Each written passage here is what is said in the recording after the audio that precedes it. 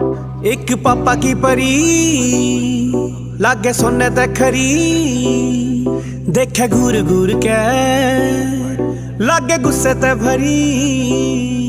थी दोपहर की घड़ी दूर मेरे ते खड़ी, मेरे उड़ गए होश जद आंख थी लड़ी, उड़ गए होश जद आंख थी लड़ी। रे एक पापा की परी रेवे सोने ते खरी, देखे घूर घूर के लागे गुस्से ते भरी।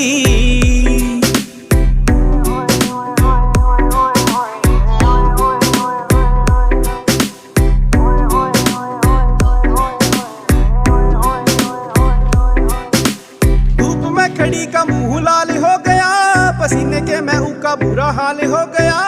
पहली बारी देखा पानी गिरता रे चांद पे, ओए होए ओए होए कमाल हो गया, ओए होए ओए होए कमाल हो गया।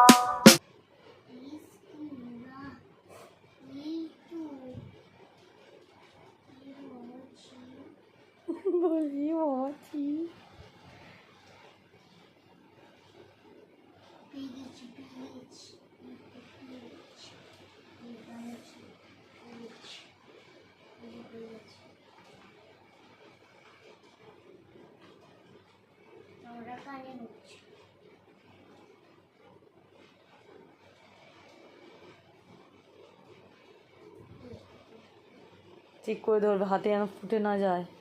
ওখানটা হাত দিচ্ছ কেন? ওখানে হাত দেবে না, তাহলে এটা খুলে যাবে।